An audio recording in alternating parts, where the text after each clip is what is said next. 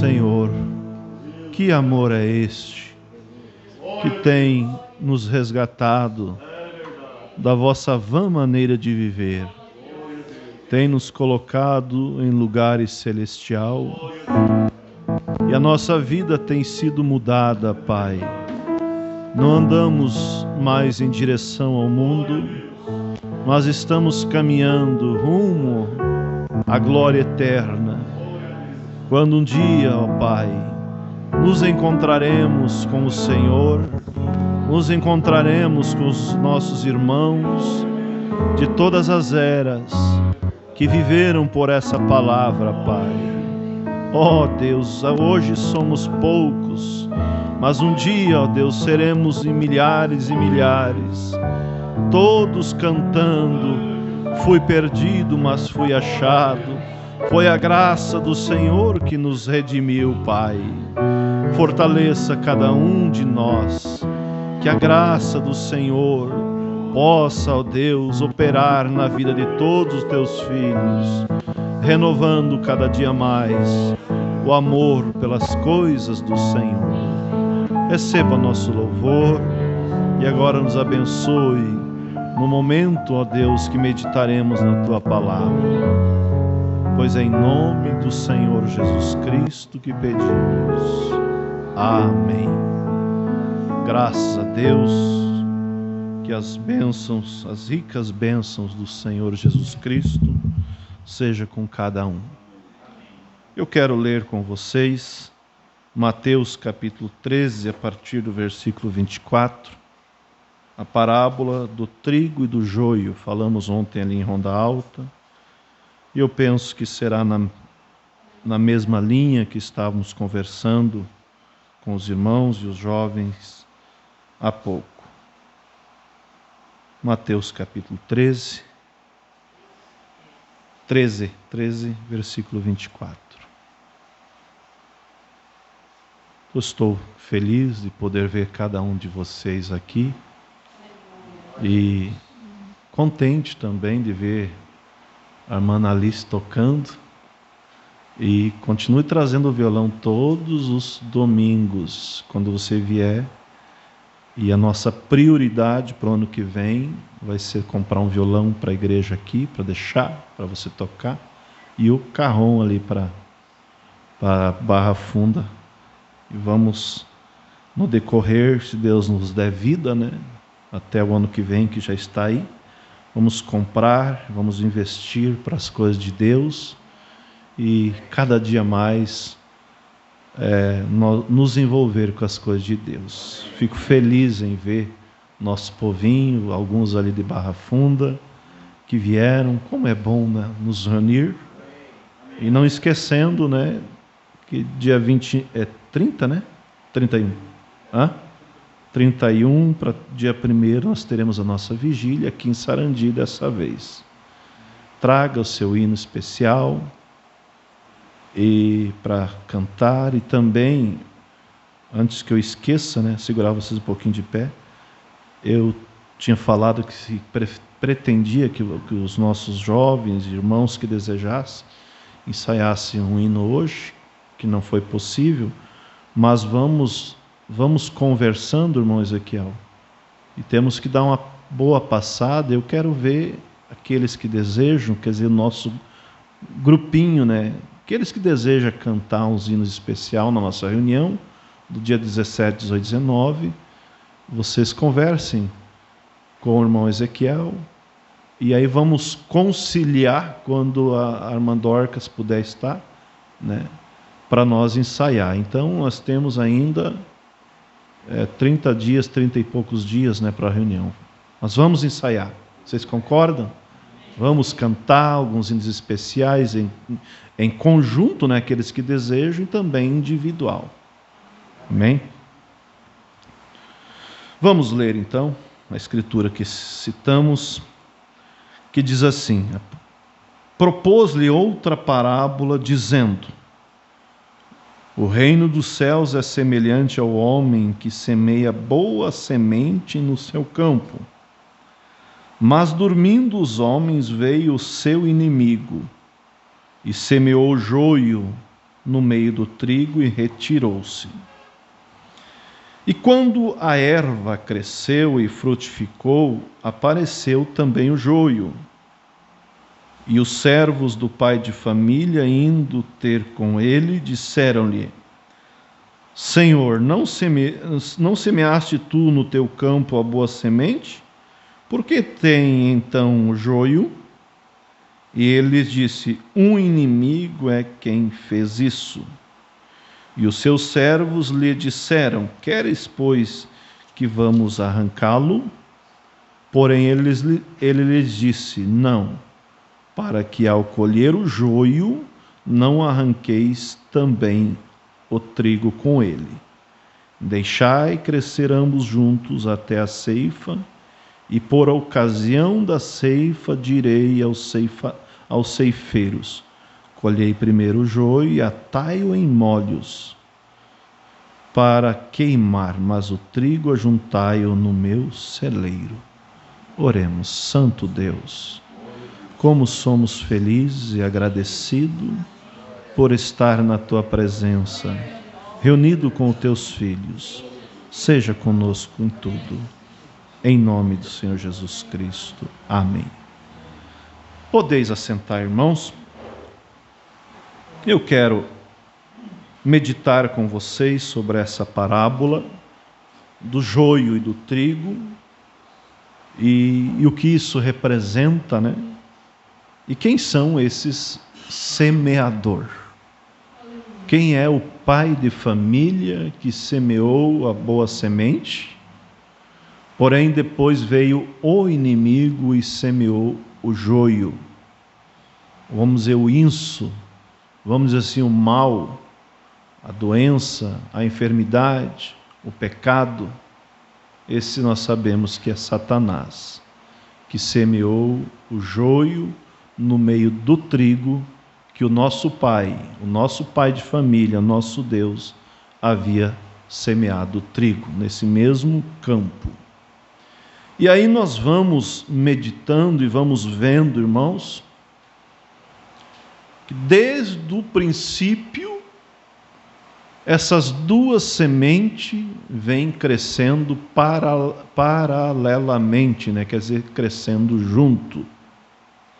No início nós vemos os filhos de Deus tipificado em 7, como também os filhos dos homens, né? Os tipificado em Caim. E desde o princípio nós vemos então Abel oferecendo um sacrifício a Deus de acordo com a sua palavra, de acordo com o molde que o próprio Deus já tinha feito, né? Quando Adão e Eva pecaram, Deus, a Bíblia diz, fez roupas, né? Cobertura das peles do animal. Deus vestiu os seus filhos com a pele de um animal, sabendo então que o próprio Deus sacrificou um animal para vestir os seus filhos. Naturalmente, né? Mostrando que um dia o Filho de Deus seria sacrificado por nós para nos vestir espiritualmente. E aí vemos que Abel ofereceu esse sacrifício, como eu disse, de acordo com o molde de Deus. Mas Caim, como a Bíblia diz, que ele era filho do maligno, por isso ele matou seu irmão. Ele fez também um culto, ele fez também um altar, mas não de acordo com o molde de Deus, e Deus não aceitou. Então, irmão Brana, na mensagem O Caminho de Deus feito para nós, ele pinta um quadro como que Caim, né, foi oferecer, quer dizer, um culto a Deus, da forma que hoje muitas pessoas vêm também fazer um culto, fazer uma religião, servir uma religião. Eu vou cultuar a Deus, eu vou na igreja fazer um altar a Deus de acordo com as suas ideias. E assim como Deus não aceitou o culto de Caim, também ele não aceita nada que não venha de acordo com a sua palavra. Eu vou fazer um altar, eu vou fazer um sacrifício, eu vou fazer um culto, e Deus tem que aceitar, que receber. Nós sabemos que não é dessa forma. Então, tudo nós vemos que nos mostra, né? Hoje, tudo o que temos hoje começou lá no passado. E de início nós vemos, irmãos, as duas sementes se destacando pela sua forma, vamos dizer, pela sua fisionomia, e era possível saber quem eram os filhos de Deus e quem eram os filhos dos homens. E a Bíblia diz que os filhos de Deus foram pessoas simples, lavradores, vamos dizer, não eram pessoas de destaque, mas eles eram filhos de Deus. E eles estavam seguindo o modelo de Deus. Já por outra parte, os filhos dos homens foram pessoas inteligentes, foram pessoas que desenvolveram instrumentos musicais. Vemos Nimrod construindo uma torre para alcançar a Deus, para fugir do dilúvio, caso viesse de novo, né? E Deus o confundiu as línguas ali. Então, foi-se, né, irmãos, crescendo essas duas sementes, a que o pai de família semeou e o que o inimigo semeou. Até que a Bíblia diz que os filhos de Deus viram que as filhas dos homens eram formosas e tomaram para si esposa, e a terra encheu-se de violência. E aí então Deus disse: me arrependo de ter feito homem. E chamou a Noé e a sua família e disse: construa uma arca, porque eu vou destruir toda a alma vivente. Você imagina a violência que tinha naquele tempo, com essa mistura, com essa hibridização, e tendo como cabeça Satanás. E então aí nós vemos, irmãos, as sementes vindo até Noé. Mas logo na frente nós vemos Abraão, de novo, seguindo os moldes de Deus. Aquilo que Adão fez, aquilo que Deus fez, aquilo que os santos do passado fizeram, que Abel fez, Noé também, né? Agora nós vemos nascendo ali uma geração de um homem que deu ouvido para Deus, Abraão. Quando Deus o chama da terra dos caldeus, lá de Ur dos caldeus, né? E Deus chama e diz: Abraão, venha andar comigo, que eu te farei uma grande nação. De ti sairão povos, e em ti serão benditas todas as famílias da terra. E a Bíblia também diz: e todos que te abençoarem serão abençoados, e todos que te amaldiçoarem serão amaldiçoados. Aí é onde eu falo de nós buscar em Deus para ter como eu quero dizer assim, esse discernimento, essa sensibilidade, é isso que eu queria dizer, para poder compreender e identificar quando é Deus. Há pessoas, o mundo religioso, muito deles, até esses dias alguém me fez uma pergunta, acho para ver qual era a minha resposta. Quem eu achava que era, né? Um denominacional. Os filhos de Deus e os filhos dos homens, e os filhos de Deus eram anjos. E muitos creem assim. Vocês sabem, né? Que creem que eram os anjos que desceu e teve relação com as filhas dos homens, e então a terra acabou se tornando violência, se encheu de violência. Não tem sentido nenhum. anjo descer e falar, não, mas nós pela graça de Deus, pela revelação da palavra de Deus, não que somos melhor, mas porque Deus teve misericórdia de nós sabemos bem como foi. Foi o mesmo padrão quando o profeta Balaão, não podendo amaldiçoar Israel, e então ele trouxe aquela doutrina que Jesus fala em Apocalipse, que era para se livrar, se cuidar da doutrina de Balaão, que ensinava Balaque a fazer com que os filhos de Israel comessem do sacrifício e se prostituísse, o sacrifício aos ídolos, né? Incitou. E aí vemos então que isso fez Balaão.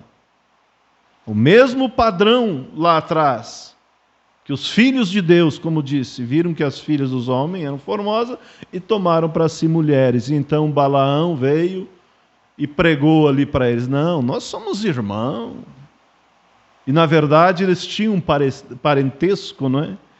Eles eram primos, mas eles não eram irmãos na questão da promessa, porque a promessa de Deus estava em Isaque. A promessa que Deus deu a Abraão, que ele possuiria as portas dos seus inimigos, estava em Isaque. E então, foi quando o povo de Israel se achegou às moabitas, tiveram um verdadeiro carnaval, se prostituíram, comeram dos ídolos, e a ira de Deus veio e matou, se não me falha a memória, 22 mil deles. Então veja que não há como hibridar a semente de Deus com o mundo. Deus não hibridiza nada. Deus, ele é original. Amém. E aí, irmãos, nós vemos começando ali em Abraão, como citei. E aí chegamos a Jesus. Quando Jesus, o nosso Pai, o nosso semeador, nos introduz a mensagem da graça. E aí foi semeado esse grão original, lá no princípio, lá em Pentecostes. Como também o inimigo, você veja como as parábolas de Deus, elas fecham, né? Como uma luva. Também o inimigo semeou no mesmo campo da igreja o joio, a mentira, a hibridização. E o mundo religioso não é nada mais, nada menos do que a hibridização. E Deus não está na hibridização. Tudo que não é original não faz parte de Deus. E o mundo, ali em Nicéia, eles misturaram o paganismo, misturaram as mentiras do diabo com o cristianismo. Mas Deus seguiu com a semente original. Embora em muitos tempos ficou, vamos dizer, ralo a semente original, mas tinha. Olhando lá, voltando lá no tempo de Elias, quando de novo houve uma hibridização da doutrina de Jezabel, do paganismo, dos deuses pagãos, com Israel. De novo houve isso. E a semente híbrida, a semente do diabo, perseguia a semente original, que era o povo de Israel. Mas houve aqueles, Obadias, creio que foi, que falou para Elias, eu temo o Senhor. E eu protegi 100 profetas do Senhor, escondi, protegi da mão de Jezabel, escondi eles em 2 covas, de 50 em 50, e os alimentei.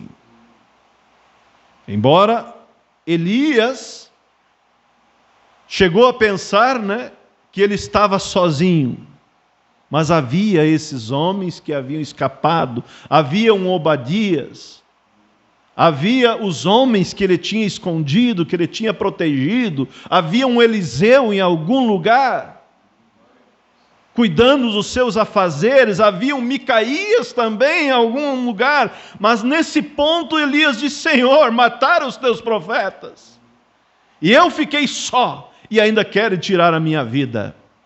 Deus disse: não, Elias, eu ainda tenho 7.000 que não se dobraram e que não beijaram a estátua de Baal. E aí nós vemos, irmãos, a semente original passando pelas eras.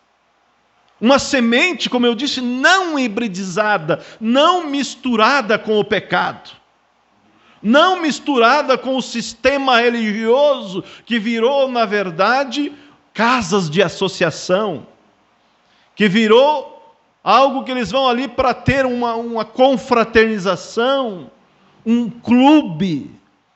Vão ali da forma que vivem, e aí eles dizem: ô irmão, como Deus tem me abençoado. Claro, a chuva cai sobre o justo e o injusto, sobre o trigo e o joio.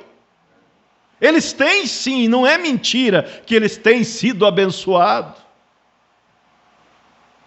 E Deus tem os seus filhos também lá fora no sistema. Por isso Apocalipse diz: sai dela, povo meu, para que não incorra em suas pragas. Agora, alguém pode dizer: tá bom então, pastor, se eu sou predestinado, quer dizer, tá bom, eu vou chegar lá. E faz isso, encruza os braços e não faz nada, não busca a Deus para ter o encontro com Deus. É um extremo. Ou então, mais diretamente: tá bom, pastor, se eu sou trigo, agora se eu sou joio, o que eu vou fazer? Quer dizer, vamos ver no final o que vai dar. Isso mostra que está sendo joio. Porque todos nós, por natureza, nascemos o quê? Joio. Como Davi disse: nasci em pecado me concebeu minha mãe, nasci falando mentira. A nossa natureza original é joio. Por isso que Jesus disse: quem não nascer de novo, não verá o reino dos céus. Mas Deus tem trabalhado pelas eras para haver um nascimento, um novo nascimento. E vamos dizer, aquela árvore toda cheia de curva, de tronco, de nó, quem sabe caruncho, caindo na mão do carpinteiro, vamos dizer, o carpinteiro de Nazaré, ele tem capacidade, sim, de tornar o que? Essa madeira em um belo móvel. Por isso Jesus nos trouxe a parábola do bom samaritano para mostrar como Deus trabalha na vida daqueles que desejam. E Jesus diz essa parábola: descia um homem de Jerusalém para Jericó e caiu nas mãos dos salteadores e o espancaram, vamos dizer assim, o furtaram, tiraram os seus bens, bateram e deixaram meio morto. E aí Jesus diz: mas pelo caminho, nesse mesmo caminho, vamos dizer, esse caminho da vida, em que o homem caiu nas mãos do salteador, passou um levita e passou de largo, não fez nada. Passou um fariseu, também não fez nada pelo homem, somente olhou e disse: isso aí pelo jeito vai morrer mesmo. Está cheio de machucadura, vamos dizer, está cheio de pecado, cheio de problema, cheio de pensamentos.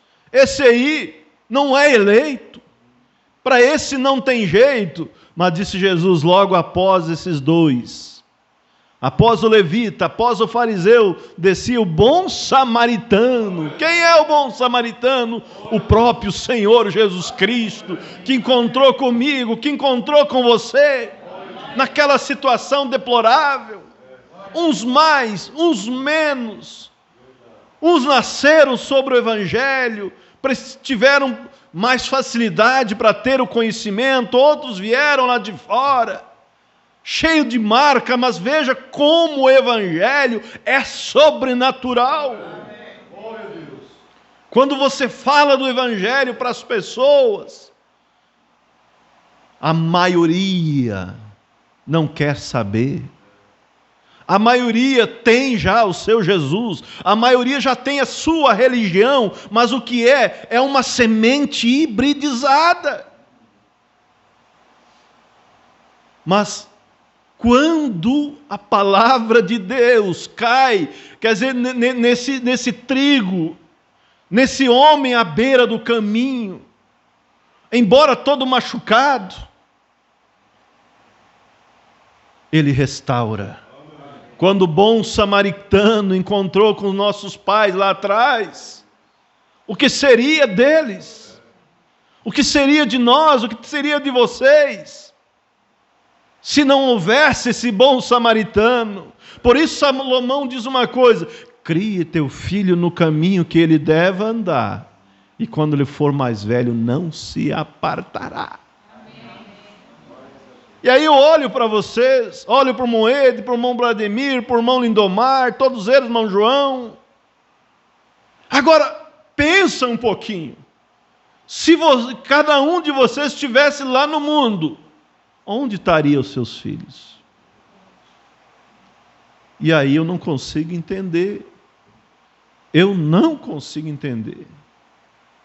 Pessoas que têm seus filhos pequenos, e não se importam de fazer o culto doméstico, não se importa de trazer na casa de Deus. Quando se acordar, muito será tarde. Porque João Batista disse: não presumais vós dizendo, somos filhos de Abraão. Quer dizer, eu faço parte do povo da mensagem. Quer dizer, meu pai é um verdadeiro cristão, meu pai foi um verdadeiro cristão. Deus pode sim, disse João Batista, fazer dessas pedras filho a Abraão. E infelizmente, muitos vão se decepcionar. Por quê? Porque não valorizou. Não valorizou. Mas graças a Deus, que o bom samaritano tem estado cultivando o trigo. Tem estado cuidando do trigo para ele não se hibridizar. Aquele mesmo grão que foi plantado lá no Pentecoste, não em 325, mas 33 anos.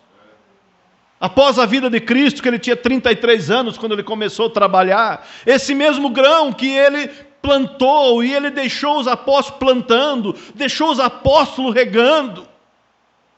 Esse mesmo grão que ele disse em Lucas 29, ficai em Jerusalém. Mas antes a Bíblia diz ali que ele abriu-lhes o entendimento para compreender as Escrituras. Lucas 24, não 29. Para compreender as Escrituras, que era necessário que o Cristo viesse e fosse entregue nas mãos dos pecadores, e padecesse, e morresse, e ao terceiro dia ressuscitasse, e que em seu nome se pregasse a remissão e o perdão dos pecados, começando por Jerusalém. Esse mesmo grão, Jesus disse, porém ficai em Jerusalém, até que do alto seja revestido o poder de Deus. E esses homens ficaram em Jerusalém. E quando eles desceram, o povo pensava que eles estavam bêbados, porque eles estavam cambaleando na presença de Deus, louvando a Deus. Eles não estavam mais com as portas fechadas. Eles não estavam mais com medo dos fariseus, eles não estavam mais com medo de Pilatos, mas eles simplesmente adoravam a Deus, porque agora eles tinham sido vivificados com o Espírito de Deus. Pedro, que era medroso, Pedro, que negou a Jesus, Pedro, que cortou a orelha do servo do sumo sacerdote, Tomé, que era incrédulo, e assim tantos outros. Zaqueu, que era antes um publicano, Mateus, que também era um cobrador de imposto. Mas após, quer dizer, esse encontro com o germe de vida, após esse samaritano chegar ali e levar eles ao Pentecoste, à estalagem, eles não tinham medo mais de nada. Glória a Deus. Daí eles podiam cantar: pode o mundo ver Cristo em ti? E saíram pregando o Evangelho, uns sendo mortos, outros sendo açoitados. E Pedro cheio do Espírito Santo. Você imagina um homem cheio do Espírito Santo? Uma mulher cheia do Espírito Santo? Essa deve ser a nossa ambição todos os dias. Senhor, dá-me do Teu Espírito Santo. Senhor, abre-me o entendimento para compreender as Escrituras, como o Senhor abriu dos discípulos lá em Lucas 24. E após compreender, então, isso que nós ouvimos essa tarde aqui e muitas outras coisas, nós vamos ficar em Jerusalém, ficar no cenáculo, ficar na palavra de Deus, ficar em comunhão com Cristo, e cada dia mais vamos recebendo esse Espírito Santo. E Pedro, cheio do Espírito Santo, a Bíblia disse para eles: nós não estamos embriagados como vocês pensam. Mas isso é o que profetizou Joel, lá no Velho Testamento, que nos últimos dias Deus encheria do Espírito Santo, o Espírito Santo cairia, e vossos filhos e vossas filhas profetizarão. Quer dizer, isso é o cumprimento do que o profeta Joel falou, que haveria um derramamento do Espírito Santo. E nesse pequeno discurso, talvez de 15 minutos, 3.000 almas renderam a Jesus Cristo. Esse é, isso que eu quero dizer, o grão de trigo original. O grão de trigo que foi plantado lá. E Jesus disse: se o grão de trigo não cair na terra e não morrer, fica ele só. Guarda ali 3, 4 grãos de feijão, de arroz, de trigo, seja lá o que for. Vai ficar ali, mas pega e planta eles na hora certa. E ele vai produzir, como disse Jesus, produzir 30 por 1, 60 por 1 e alguns 100 por 1. Então veja, irmãos, o grão de trigo precisava cair na terra. Precisava morrer. Mas eles não entenderam na época, com certeza. Quando após o ano 325, a Igreja Católica começou a dominar e começou a incluir nas adorações as suas doutrinas erradas, seus credos, seus dogmas. Adoração a santos, como falamos, tendo os santos como mediador, não é só Maria. Se eles não creem, eles criam. Eles creem. Porque eles dizem, sabe, que esses santos foram homens que viveram tão pertinho de Deus, que agora eles podem ser santos intercessores. E a Bíblia diz que Deus encerrou todos debaixo, quer dizer, da mesma circunstância, debaixo do pecado, para usar de misericórdia com todos. Aí vem Tiago e diz que Elias era um homem sujeito às mesmas paixões que nós. Ele tinha suas falhas, ele tinha seus medos, ele tinha suas fraquezas. Mas disse Tiago: mas orando a Deus, pediu a Deus que não chovesse, por 3 anos e 6 meses não choveu sobre a terra, e orou novamente, e o céu mandou a chuva. Por isso ele diz: está entre vós alguém doente, chame os presbíteros, e ore sobre ele, ungindo com óleo, e a oração da fé salvará o doente. E para que aumentasse a nossa fé, ele diz: porque Elias era um homem sujeito às mesmas paixões que nós. Ele não era diferente, mas ele estava conectado com o mesmo Deus que nós.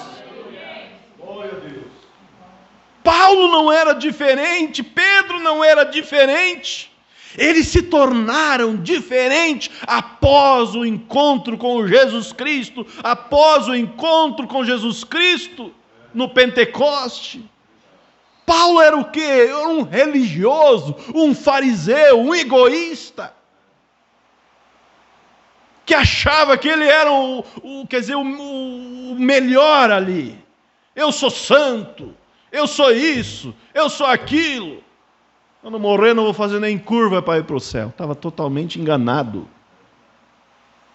Totalmente enganado. E ele indo para Damasco, a Bíblia diz, com carta dos principais sacerdotes, para aqueles que ele achasse, falando dessa crença, falando desse Jesus, falando desse caminho, prendesse e levasse todos presos.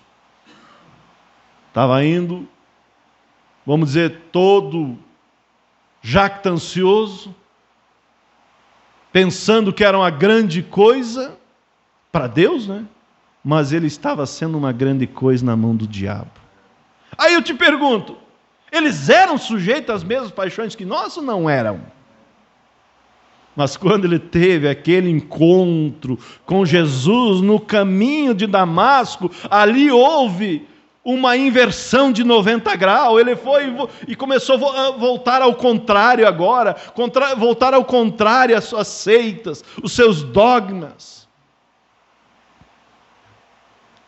Quem és tu, Senhor? Eu sou Jesus a quem tu persegue. O que farei? Entra na cidade e ali será dito. Vocês vejam, irmãos, que sempre Deus tem a sua autoridade representativa, como também o diabo tem as suas autoridades representativas. Tem seus diabinhos por aí. Tem sim. Os seus artistas, seus isso, seus aquilo. Mulheres influenciando o verso errado, mulheres vestindo de forma a ser cobiçada. Estão sob a unção demoníaca. Eles são sim autoridades representativas de Satanás. Mas Deus também tem as suas autoridades representativas. Para quê? Para a aprimoração do seu corpo, do corpo da noiva, do corpo de Cristo. O que farei, Senhor Jesus? Entra na cidade, que ali vai ser dito para você. Quer dizer, te acalma um pouco. Assim o gaúcho fala, né? Sotaque gaúcho, para que se alguém um dia ouvir nós, é muito bonito, viu? Graças a Deus. Mas também os outros também são bonitos, né? Entra na cidade, que ali será dito o que se deve fazer. E vocês vejam, irmãos, que Deus sempre trabalha nas duas pontas. Deus trabalha nas duas pontas. Ali por 2017... quando eu fui separado para o ministério, pastor Daniel sendo ali o pastor imediato, o auxiliar imediato, pastor Febroni, tendo necessidade de mais obreiro na obra, mas ele não falou nada. Não deu opinião, pastor, vamos... Não, ficou quietinho. E aí quando o pastor Febroni chamou ele no escritório, eu disse: irmão Daniel, eu tenho pensado de separar o irmão Davi para o ministério. O que você acha? Ele disse: olha, eu também pensava, pastor, mas não falei, porque eu sei que Deus trabalha nas duas pontas. Quer dizer, Deus não vai falar só para mim aqui, pastor. Deus vai falar através do ancião, e aí junto, fechou. Vocês estão entendendo? Deus trabalha nas duas pontas. Por isso é simples saber quando é a vontade de Deus. Por que eu estou dizendo isso? Deus encontra com Paulo no caminho de Damasco.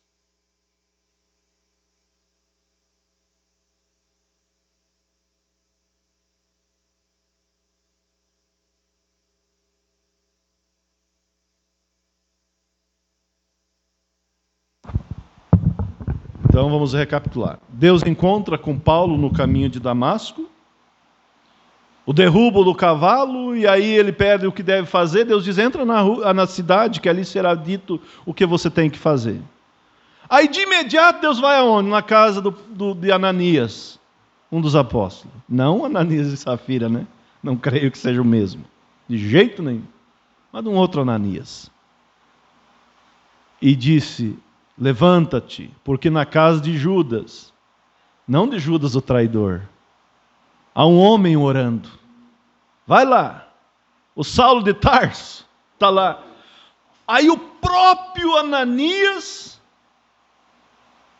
ele disse: Senhor, será que eu entendi bem? O Senhor disse: Saulo de Tarso. É Saulo de Tarso. Mas Senhor, esse homem tem sido o terror da tua igreja, tem assolado a tua igreja. Será que é o mesmo que nós estamos falando? Sim, é esse mesmo. Vai lá, porque eu vou mostrar como ele deverá padecer agora pelo meu nome. Porque agora eu encontrei com ele. Porque agora eu reguei ele. Ele não é mais um joio. Ele não está mais sob a influência de um joio, mas ele é o trigo original. Eu vou fazer agora ele produzir trigo. Que coisa gloriosa, né? E Ananias chega lá e diz: irmão Paulo, o anjo que apareceu para você disse para mim vir orar por você. E orou por ele, e aquelas escamas da cegueira caíram por terra. E a Bíblia diz: e levantou-se e foi batizado em nome do Senhor. Por quê? Porque havia tido um encontro com Deus. Se você ainda não tomou uma decisão de batizar, de servir a Deus, me desculpa, mas não encontrou com Deus ainda. Mas é tempo nessa noite, nessa tarde, nesse ano de 2025, de dizer: Senhor, eu quero encontrar contigo. Senhor, venha ao meu encontro e me dê força, me dê o entendimento aberto, porque eu quero também, como Paulo. Como o eunuco encontrou com Filipe e foi batizado em nome do Senhor, eu quero hoje fazer parte da fileira do trigo do Senhor Jesus Cristo, dessas almas que estão marchando junto aos céus, em direção aos céus. Não deixe a oportunidade passar. Mas voltando àquilo que disse Jesus: se o grão de trigo não cair na terra e não morrer, fica ele só. Mas se morrer, produzirá muitos. Vamos dizer, como disse antes, 30 por 1, 60 por 1, 100 por 1, quer dizer, vai ter uma lavoura, porque alguns trigos foram plantados. E ali, pós-Niceia, a igreja foi subjugada. Nós entramos nas eras negras, nós entramos nas vendas de indulgência, nós entramos no período das santas inquisição. Que as santas inquisição tinham aparelhos de tortura que nem hoje não existe, eu creio. E a semente caiu na terra e morreu, e praticamente desapareceu. Mas sempre, em todas as eras, Deus tinha um Antipas. Até nos dias, disse Jesus, nos dias de Antipas, minha fiel testemunha, que foi morto perante vós. Eu tenho ainda meus Antipas. Glória a Deus. Mas as sementes foram caindo, e quanto mais caía na terra, quanto mais o sangue jorrava, ele produzia mais. O diabo não pôde parar essa caminhada cristã, e estamos hoje aqui. E por volta de 1500, o grão original agora começa a brotar, ele solta 2 folhinhas como milho. E Lutero, e o mensageiro Lutero, enterrado até o pescoço, nas mariolatrias, nas idolatrias, nas penitências, com o joelho, quem sabe, grosso, subindo ali as escadas da Basílica de São Pedro. Deus cochichou no ouvido Lutero: o justo vive por a fé. É pela fé. E ele pregou isso. E pregou isso. E foi perseguido. Mas enquanto ele ficava escondido no castelo, ele pegou a Bíblia que ele tinha ali, em latim, e disse: não, mas os meus alemães também precisam conhecer essa palavra.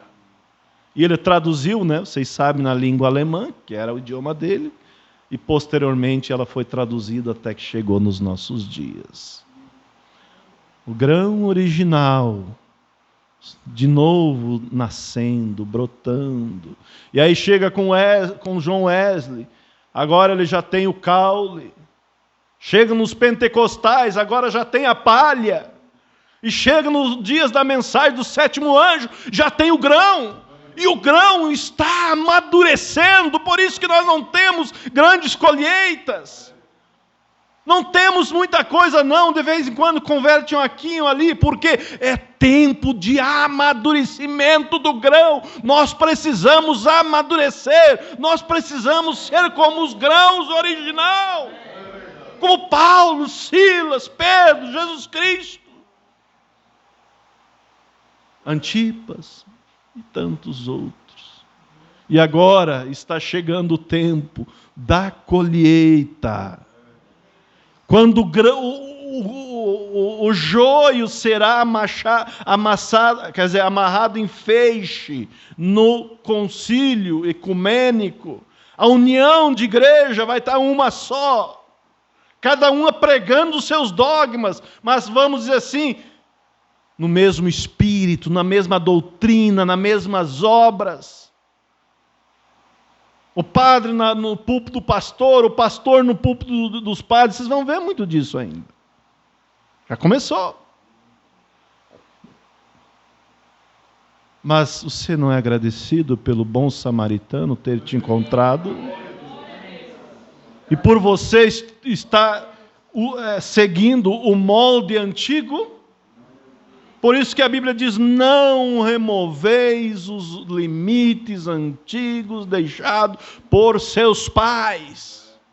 Não vamos remover os limites antigos deixados pelo apóstolo Paulo, deixado pelo apóstolo Pedro, deixado por Tiago, deixado por Antipas e tantos outros. É o mesmo modelo, é o mesmo limite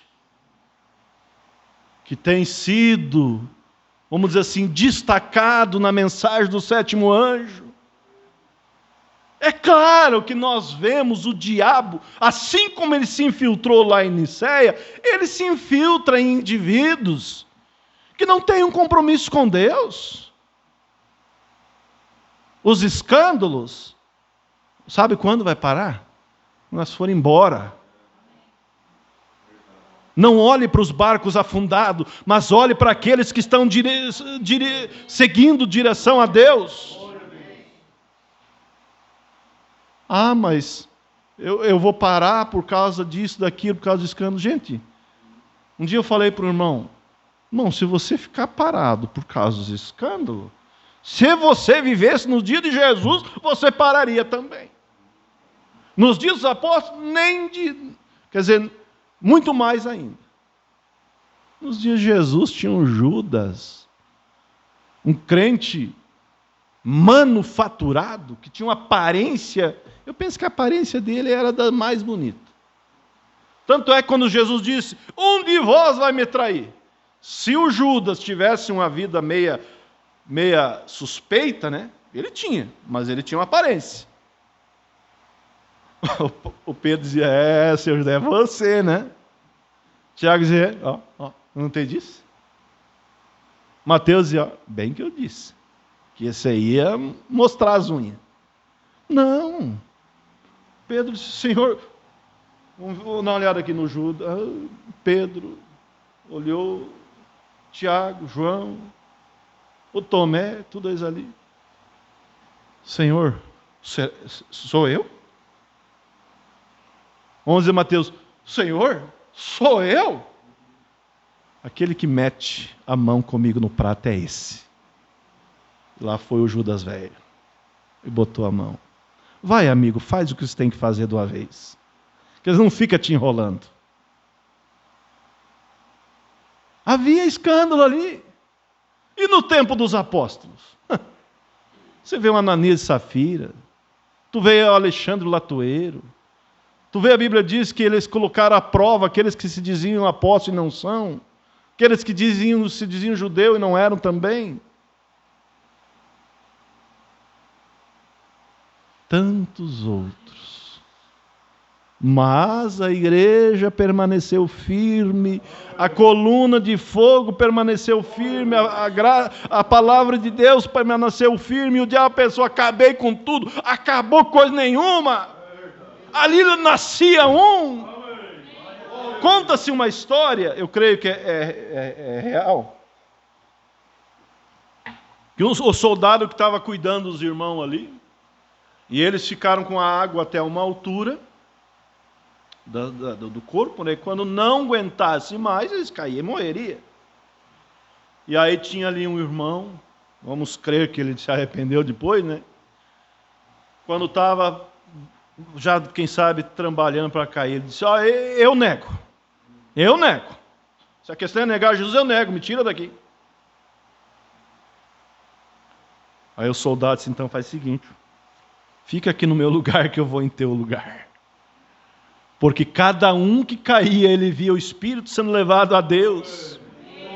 Quando o diabo pensava que matava, nascia outros, e entrou as eras negras, mas nós temos os mensageiros ali, Columba, tantos outros, Paulo, Irineu, Martim, Columba, Lutero, Wesley, William Branham, todas as eras Deus tinha um representante, para dizer, o caminho é por aqui, gente. Vamos dizer, pegava uma velhinha no sentido e dizia, olha, está tudo escuro, é por aqui, ó. Vamos indo. Glória a Deus. E um dia nós vamos encontrar com eles. Só isso, como diz a Bíblia, só isso será céu para mim. Irmão, que época tu viveu? Eu vivi na época do boi. Sabe, tem os 4 animais, né? O boi, o leão, o que mais? O homem e a águia. Nós vivemos na unção da águia.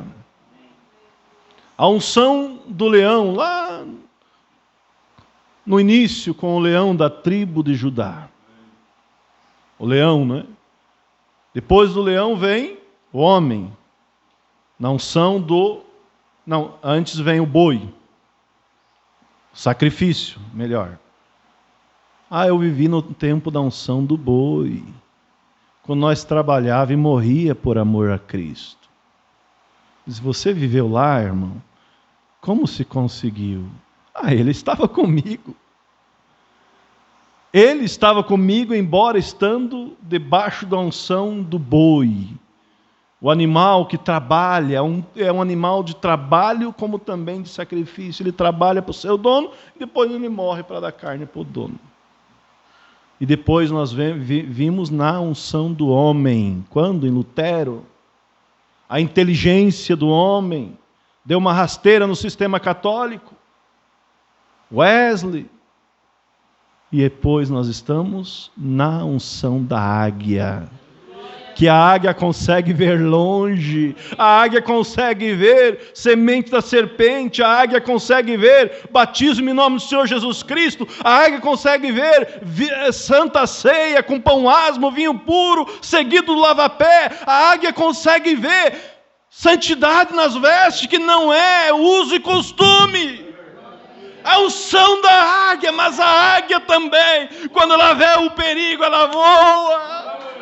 E num desses dias nós vamos voar. Nós vamos voar. Que privilégio nós temos. Irmão, você viveu na unção da Hag no último tempo? Sim! Quando nós vimos o problema, o aperto do concílio, nós voamos a encontrar o Senhor Jesus nos ares. Só isso será céu para mim. Só isso será... Canta um hino. Céu para mim. Vamos adorar a Deus. Vamos glorificar a Deus. Adore a Deus. Glorifique a Deus. Diga: Senhor, obrigado por eu viver no tempo da unção da águia e eu estar na unção da águia, vendo as Escrituras como devem ser, vendo a unicidade de Jesus, vendo o mensageiro no lugar dele, não como um santo, como um Deus, como alguém acima do mérito de profeta. Vamos dizer assim: glória a Deus. Te agradeço, Senhor, pela tua bondade, por o Senhor ter aberto os nossos olhos e eu não ter sido incrédulo.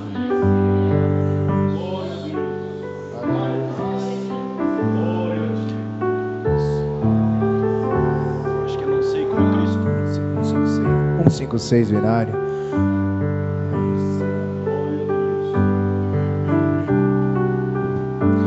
Só isso será céu pra mim. Só isso será céu pra mim. Mas eu sei que o bem-vindo ele hei de escutar. Só isso será céu pra mim. Não sei quanto Cristo Jesus há de qual o dia que eu hei de partir, mas eu sei quando a sua presença nos vir. Só isso será céu pra mim. Só isso será céu pra mim. Só isso será céu pra mim. Sei eu hei de escutar. Só isso será céu pra mim.